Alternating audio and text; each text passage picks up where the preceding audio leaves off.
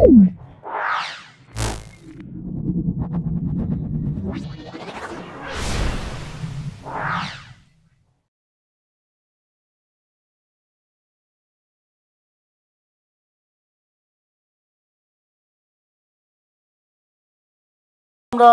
6 নম্বর স্কুলটা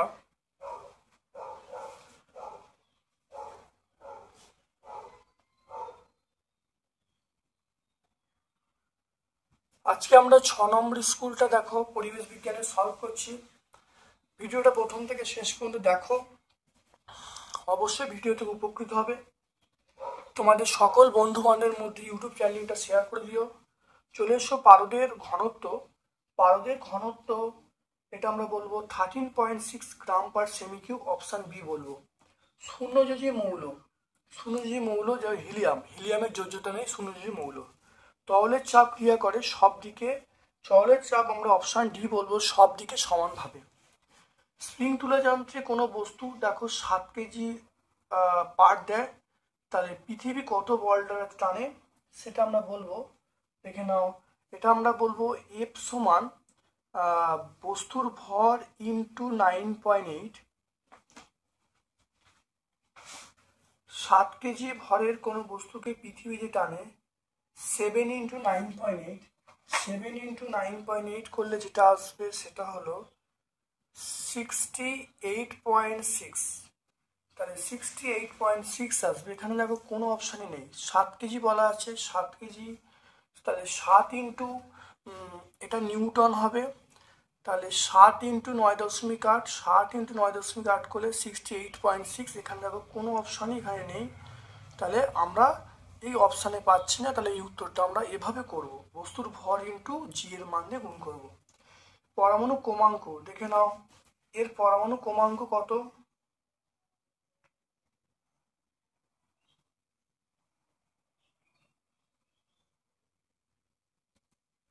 এর পরমাণু ক্রমাঙ্ক দেখো, ওপরটা ভর সংখ্যা, নিচেটা পরমাণু ক্রমাঙ্ক, তাহলে পরমাণু ক্রমাঙ্ক আমরা 1 বলবো। কাঁচকে সিল্ক বা রেশম দিয়ে ঘষলে কোনটিতে কী তৈরি উৎপন্ন হবে? দেখো কাঁচকে সিল্ককে ঘষলে কাঁচে আমরা প্লাস বলবো আর সিল্কে মাইনাস বলবো। এটা 25 পেজ আমরা পাবো, পেজ নাম্বার 25। এটা পেজ নাম্বার 25, পুরাতন টেক্সট বই আমরা বলছি, নতুন টেক্সট বই পেজ নাম্বার আলাদা হবে। কোন প্রখ্যাত বিজ্ঞানী পরীক্ষালব্ধ তড়িতের প্রকৃতি সম্পর্কে প্রাথমিক ইঙ্গিত দেন?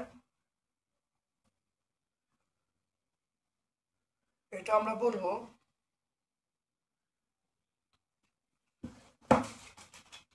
দেখো আমরা পাচ্ছি, দেখো বেঞ্জামিন ফ্রাঙ্কলিন। তাহলে পেজ নাম্বার 24-এ আমরা পাবো। কুলম্ব সূত্রে গাণিতিক রূপটা লিখতে বলছে।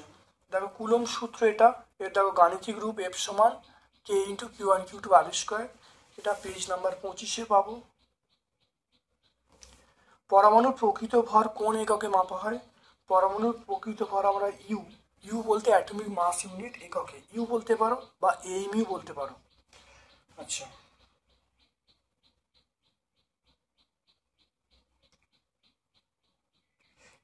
ইউ এককে বলতে পারো বা এটাকে নাম হলো এমইউ এককে বলতে পারো। ব্লু ভিট্রিয়ল, তাহলে আমরা বলবো ব্লু ভিট্রিয়ল মানে হলো ব্লু ভিট্রিয়ল কপার সালফেট। এটা কপার সালফেট, এটা আমরা সংকেত বলবো CuSO4, 5H2O। তাহলে আমরা কপার সালফেট বলবো CuSO4, 5H2O বলবো। তারপর দেখো কৃত্রিম উপগ্রহ থেকে উৎক্ষিপ্ত পৃথিবীপৃষ্ঠে থেকে উৎক্ষিপ্ত কৃত্রিম উপগ্রহ পৃথিবীকে ড্যাশ পথে আবর্তন করে।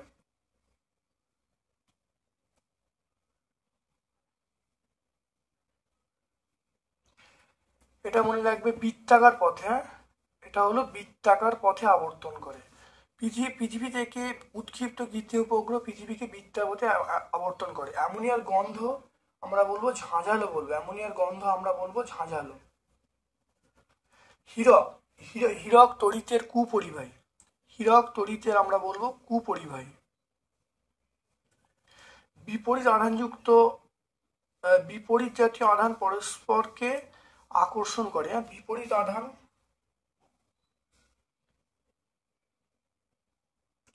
বিপরীত জাতীয় আধান পরস্পরকে কি করে? আকর্ষণ করে, আমরা বলবো আকর্ষণ।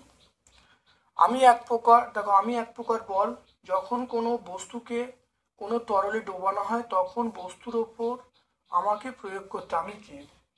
আমি হলো এটা প্লবতা, এটা প্লবতা বলতে পারি বা প্লবক বল বলতে পারি।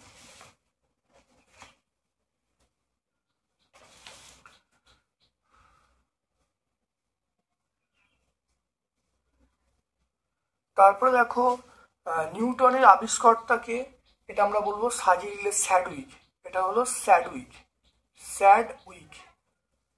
তারপর দেখো পচা ডিমের মতো গন্ধ, যেটা সাজিয়ে লিখলে হবে হাইড্রোজেন সালফাইড, এটা হলো হাইড্রোজেন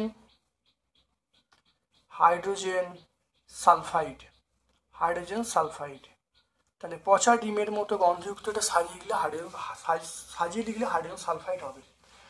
উদাহরণ দিয়ে সমযোজী যৌগের বৈশিষ্ট্য দিতে বলছে। এখানে সমযোজী যৌগের বৈশিষ্ট্যগুলো দেখে নাও। 1 নম্বর হলো এরা সাধারণত কঠিন হয়, দেখতে পাচ্ছ সাধারণত।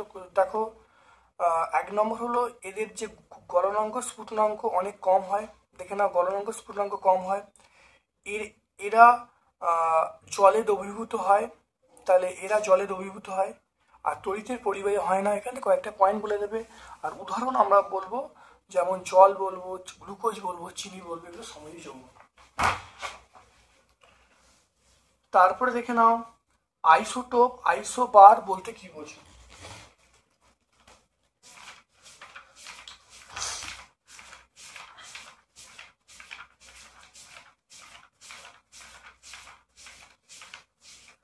দেখেন আইসোটোপ যখন, অর্থাৎ যেসব পরমাণুর প্রোটন সংখ্যা সমান কিন্তু নিউটন সংখ্যা আলাদা, তাদেরকে আমরা আইসোটোপ বলবো। আর আইসোবার ভিন্ন মৌলের ভর সংখ্যা সমান, তাদেরকে আইসোবার বলবো। উদাহরণগুলো আমরা দিয়ে দেবো, দেখতে পাচ্ছ। এটা আমরা পেজ নাম্বার 81-এ পেয়ে যাব। তারপর দেখো এগুলো প্রকৃতি বলতে বলছে। দেখো এটা হলো ZnO এবং Al2O3, এগুলো হলো উভধর্মী অক্সাইড। আর CO2টা বলবো আম্লিক অক্সাইড, আর MgOটা হলো ক্ষারকীয় অক্সাইড। তাহলে এই দুটো হলো, এটা হলো উভধর্মী অক্সাইড। CO2 হলো আমরা বলবো আম্লিক অক্সাইড, আর Mg হলো ক্ষারকীয় অক্সাইড। তারপর বিজ্ঞানী রাদারফোর্ড পরমাণু মডেলের 4টি বৈশিষ্ট্য। এখানে বিজ্ঞানী রাদারফোর্ড পরমাণু মডেলের 4টি বৈশিষ্ট্য। 1 নম্বর হলো পরমাণুর বেশিরভাগ স্থান ফাঁকা। 2 নম্বর হলো পরমাণুর সমস্ত ভর মাঝখানে থাকবে, আর ওই মাঝখানটাকে নিউক্লিয়াস বলবো। 3 নম্বর পয়েন্ট হলো পরমাণুর নিউক্লিয়াসে ধনাত্মক আধান থাকবে। আর 4 নম্বর পয়েন্ট বলবো নিউক্লিয়াসকে কেন্দ্র করে ইলেকট্রনগুলো বৃত্তাকার পথে ঘুরবে। 4টে পয়েন্ট বলে দেবো। এটা পেজ নাম্বার 80-তে আমরা পাবো, পেজ নাম্বার 80। পতনশীল বস্তুর ক্ষেত্রে গ্যালিলিও 3টে সূত্র লিখতে বলছে, দেখে নাও। সূত্র দেখে নাও। 1 নম্বর হলো উচ্চতা এবং স্থির অবস্থা থেকে অবাধে পতনশীল বস্তু সমান দ্রুততায় নিচে নামে। 2 নম্বর হলো সময় বাড়ার সঙ্গে সঙ্গে পতনশীল বস্তুর বেগও বাড়তে থাকে। নাম্বার 3, সময় বাড়ার সঙ্গে সঙ্গে পতনশীল বস্তু অতিক্রম দূরত্ব বাড়ে। এটা পেজ নাম্বার 21-এ আমরা পেয়ে যাব, গ্যালিলিও 3টে সূত্র। দেখো বস্তুর ভাষণে 2টি শর্ত লিখতে বলছে।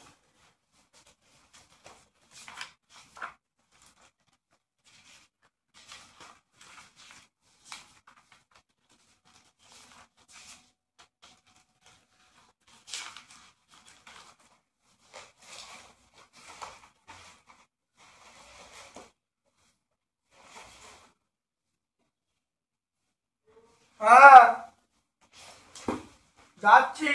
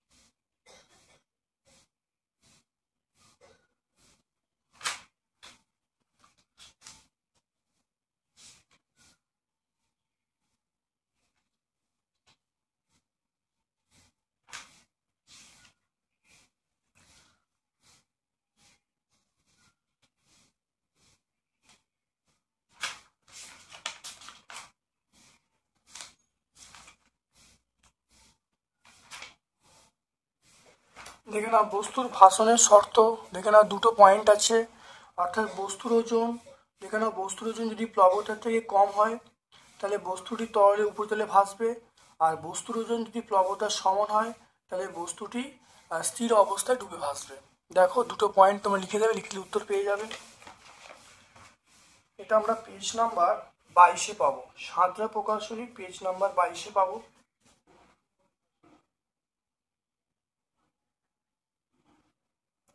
তারপর দেখো লাইফ সায়েন্সের পোর্শনে চলে এসো। চোখে রেটিনায় মৃদু আলো শোষণে সক্ষম, মৃদু আলো শোষণ করতে পারে, সেটা আমরা বলবো রড কোষ। আত্মঘাতী থলি বলা হয় আমরা বলবো লাইসোজোমকে। ব্যাকটেরিয়ার কোষে মাইটোকন্ড্রিয়ার পরিবর্তে কোন অঙ্গাণু শোষণে সাহায্য করে, এটা আমরা বলবো মেসোজোম বলবো।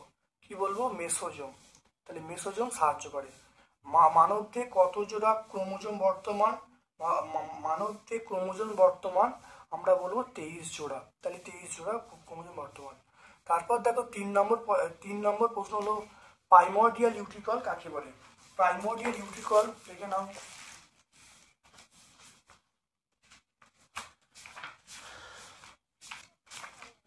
দেখে নাও।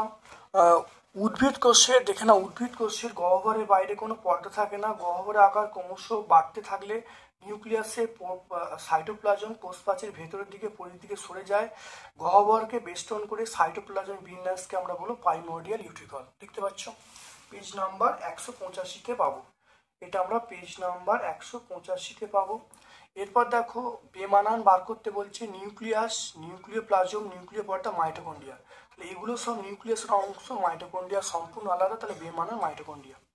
তারপর দেখো নিউক্লিয়াস অথবা মাইটোকন্ড্রিয়া চিত্র আঁকতে বলছে। দেখে নাও, এটা দেখে নাও নিউক্লিয়াসের চিত্র দেখতে পাচ্ছ। এটা হলো নিউক্লিয়াসের চিত্র, পরিষ্কার দেখতে পাচ্ছ, ছবিটা আঁকবে, পয়েন্টিং করে দেবে। আর মাইটোকন্ড্রিয়া দেখে নাও, এইটা আমরা মাইটোকন্ড্রিয়ার ছবিটা আঁকবো। দেখে নাও এটা হলো মাইটোকন্ড্রিয়া, এটা সাঁতরা প্রকাশনী বইয়ে মাইটোকন্ড্রিয়ার ছবি, এই ছবিটা তোমরা আঁকবে। তারপরে দেখে নাও পানি দিয়ে আবরণী কলার দুটো কাজ লিখতে বলছে। পানি দিয়ে আবরণী কলার দুটো কাজ দেখে নাও। পানি দিয়ে আবরণী কলার দুটো কাজ, একটা হলো বাইরে ও ভেতরে মুক্ত তলের ওপর রক্ষণমূলক কাজ করে, 2 নম্বর হলো শোষণ করে, 3 নম্বর ক্ষরণ করে। এই পয়েন্টগুলো বলে দেবে। তাহলে পেজ নাম্বার 180-তে আমরা বলবো, এটা পেজ নাম্বার 180। তারপর দেখো ক্রোমোপ্লাস্টির অবস্থান এবং কাজ লিখতে বলছে।